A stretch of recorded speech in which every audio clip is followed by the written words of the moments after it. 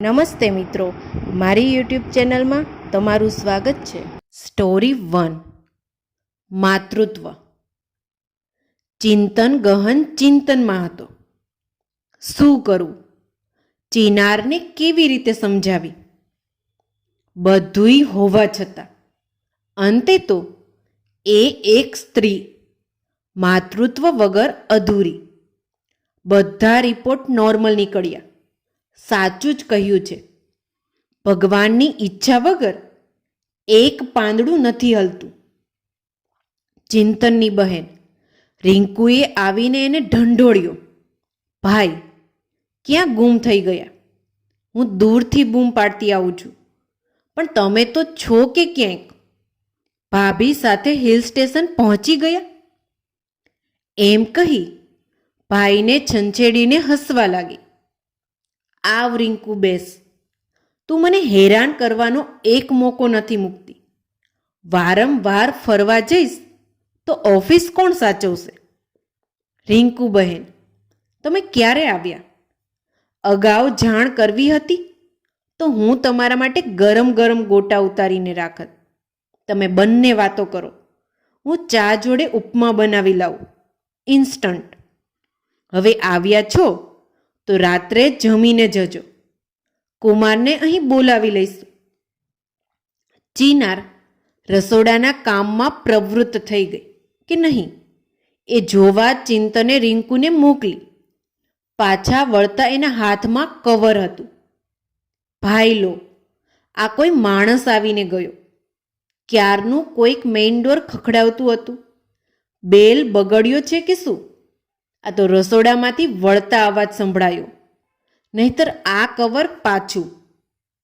ચિંતને એ cover હાથમાં લીધું. કાગળ કાઢી વાંચવા લાગ્યો. ભાઈ, આ તો કોઈ ડોક્ટરનો રિપોર્ટ લાગે છે. શું વાત છે મને જણાવ. ચિંતને રિંકુને બધી વાત કરી. હું તારી ભાભીને દુઃખી જોઈ શકતો નથી. બાળકને દત્તક લેવાની વકીલોના ના પાડે છે. કોનું અને કેવું લોહી હોય? બોલ, હવે શું કરું? રિંકુએ એને કોખ ઉછીની લેવા વિશે સમજાવ્યું. એ તો હું પણ જાણું છું, ખર્ચો વધુ છે.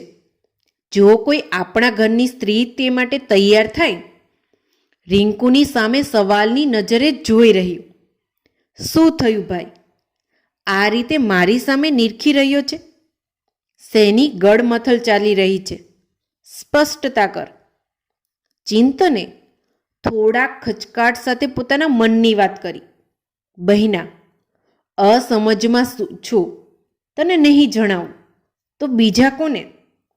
જો તું તારી અને કુમારની સહમતિ હોય તો તારી કોખ આ ઘરને ચિરાગ અપવવા ઉધાર આપી શકીશ. અને જો તમારી મરજી નહીં હોય તો પણ કંઈ બદલાશે નહીં. આપણા સંબંધોમાં મીન મેખ નહીં થાય. એક બહેન તરફથી ભાઈને અપાતી અજોડ ભેટ હશે. સાંજે બનેવી આવે એટલે એમની સાથે બેસી વિચાર વિમર્શ કરીએ. એ પહેલાં તારી સાથે તૈયારી હોય તો જ. રિંકુ અચાનક આ પ્રકારની વાતથી ડઘાઈ ગઈ. આજકાલ કોખ ભાડે આપવાની મેડિકલ સાયન્સની કાયદાકીય જોગવાઈથી એ સારી રીતે માહિતગાર હતી. એણે વિચાર્યું કે બહેન હંમેશા ભાઈ પાસેથી લેતી જ હોય છે. એ જીવતી હોય ત્યારે આખું જીવન કોઈને કોઈ પ્રસંગે અને મૃત્યુ પછી પણ એ પોતે તૈયાર થઈ ગઈ. પરંતુ પતિ અને સાસરીવાળા માનશે કે નહીં? આવો રોહિતભાઈ, કહીને ચિંતને બનેવીને આવકાર્યા. ભાઈ બહેન વચ્ચે કોઈ ગાઢ ગોષ્ઠી ચાલી રહી છે. રિંકુ ક્યાં ખોવાય મેડમ? રિંકુ ઊંઘમાંથી જાગી હોય એમ બોલી. હા, ક્યાંય નહીં, અહીં જ છું. તમારા માટે પાણી લઈ આવું, પછી મારે તમારી સાથે ખાસ વાત કરવી છે. કહીને પાણી લેવા રસોડામાં ગઈ. ત્યાંથી ભાભી સાથે પાછી હોલમાં ફરી. ચારેય વ્યક્તિ ચર્ચા કરતા ત્યાં બેઠા. રિંકુએ ભાઈની ઈચ્છા રોહિત સામે વ્યક્ત કરી. જો તમે હા કહો તો. રોહિત ખૂબ જ સમજુ હતો. રિંકુ, તને વાંધો ના હોય અને તું એ માટે શારીરિક અને માનસિક તૈયાર હોય તો હું પણ. આપણે ડૉક્ટરને મળીને બધી વાત કરી લઈએ. ચિંતન રોહનની આ વાત સાંભળી એકદમ ઉછળી પડ્યો. ચિનાર બાળકના સપનામાં ઉતરી ગઈ. રિંકુએ વિચાર્યું સુદ્ધા ન હતું કે રોહિત આટલી જલ્દી વાત માની જશે. ચિનાર, જા, મીઠું મોઢું કરાવ. ચાલો આજે ડિનર બહાર કરવા જઈએ. રોહિતભાઈ, કયા શબ્દોમાં હું મારી ખુશી વ્યક્ત કરું. તમે એક સ્ત્રીને મા અને મને બાપ બનવાનો હક આપ્યો. હું તમને મારી ઓફિસ અને ધંધાનો પાર્ટનર બનાવું છું. રિંકુ રોહનને વળગી પડી, પરંતુ હજુ પણ એને સાસરિયાનો ડર હતો. એ લોકો સંમતિ આપશે કે નહીં? આ નિર્ણય માટે વડીલોની માન્યતા પણ અસર કરતી હતી. રૂબી, આજે ઓફિસથી સીધી ડૉક્ટરની ક્લિનિક પહોંચી જજે. હું પણ ત્યાં આવી જઈશ. આજે ખૂબ જ અગત્યનો દિવસ છે.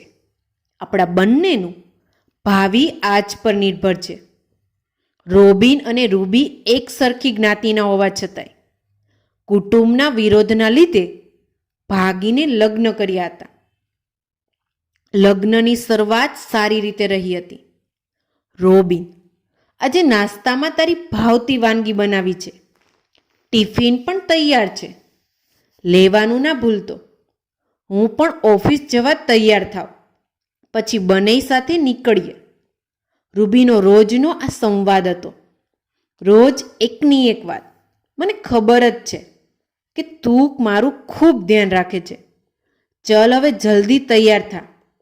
બાપ રે, તમારે સ્ત્રીઓને નખરા બહુ. અમે સ્ત્રીઓ નખરા ના કરીએ તો તમે પુરુષો બહાર ડોળા ફેરવો. જે મારા જેવીને જરાય પોસાય નહીં, સમજજો. ચલ હવે, કહીને બંને જણ હાથમાં હાથ પરોવી ઘરની બહાર નીકળતા.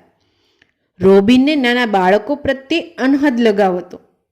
હા, તો ડૉક્ટર તમારું વિજ્ઞાન શું જણાવે છે એ તમે અમને સરળ ભાષામાં સમજાવો.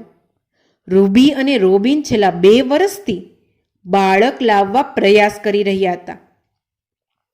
રિપોર્ટ સતત નોર્મલ આવતા હતા. રૂબીની માહિતી સાયકલ વ્યવસ્થિત ચાલતી હતી. બીજ પણ છૂટું પડતું હતું. છતાંય ગર્ભ નહીં રહેવાનું કારણ પકડાતું ન હતું. આ અલગ પ્રકારનો રિપોર્ટ એમાં વધુ પ્રકાશ પાડી શકે એમ હતો. આવો બંને જણ બેસો અને આ પાણી પીવો. જવલ્લે જોવા મળતો કેસ આપનો છે. મને ખુદને આશ્ચર્ય છે. સાચી જ વાત. કુદરતથી મોટો કોઈ ડૉક્ટર નથી. અમે પણ એની સામે નતમસ્તક. Well, let's come to point. Robin, તું પણ નોર્મલ છે. રૂબી સંપૂર્ણ સ્ત્રી છે, પરંતુ એના શરીરમાં રચના જ વિચિત્ર છે. Sperm count perfect. તારા દ્વારા આવેલ એ સ્પર્મ એનું શરીર બહાર ફેંકી દે છે. એ ગર્ભની રચનામાં જરૂરી છે. એ જ ફેંકાઈ જાય છે. તેમાં રૂબીનો કોઈ વાંક નથી. રોબિન આ બધી વાત સાંભળી શૂન્ય મનસ્ક થઈ ગયો. રૂબી રડી પડી. What the hell! ના હોઈ શકે doctor. I need my child and want to be a complete. અને એ ત્યાં ફસડાઈ પડી. રોબીને એને સહારો આપી ઊભી કરી. આ એનો ડોળ માત્ર હતો. રોબિન, હવે તું શું વિચારે છે? આપણે શું કરવું જોઈએ? હું ઉછીની ગોદ માટે પણ તૈયાર છું, જો તારી હા હોય. મારા બીજ છૂટા તો પડે જ છે. રૂબી, તું સમજતી નથી. મારે નોર્મલ રીતે બાપ બનવું છે. એ રીતે ખર્ચો વધુ થાય અને હું એ ઉઠાવી શકું એમ નથી. એમ પણ મને એ રીતે બાળક લાવવું પસંદ નથી. સમજે છે હું તને શું કહેવા માંગુ છું? પ્લીઝ. રૂબી બાળક દત્તક લેવા માટે એને કરગરી. રોબિન ટસનો મસ ના થયો. બંને જણ સહમતિથી લગ્ન જીવવાનો અંત લાવ્યા, માત્ર એક ખોટા કારણને લીધે, એ પછી મેન ઈગો. રૂબી એની જ કોઈ બહેનપણી સાથે જઈને રહેવા લાગી, એ પણ કોઈક નજીવા ખટરાગના લીધે. ત્યક્તાનું જીવન વિતાવી રહી હતી. વેલકમ રૂબી, તું અહીં એકલી નથી. હું હંમેશા તારી સાથે. આ ઘર આજથી તારું પણ. બિંદાસ જીવ. રુચિએ એને પ્રેમથી આવકારી. બંને ભેટીને ખૂબ રડી. That was a bad dream. Forget it. Let's start new chapter with our own handwriting. બંને એકસાથે સ્વસ્થ થઈને એકબીજાને સાચવતા બોલી. રુચિ, યાર, આપણે એકલા. આખા ઘરમાં એક બે કિલકારી ગુંજે તો તારું શું માનવું છે? રૂબી, આપણે બે અને એકલા, પરંતુ તારો વિચારવા લાયક ખરો. એને સાચવશે કોણ?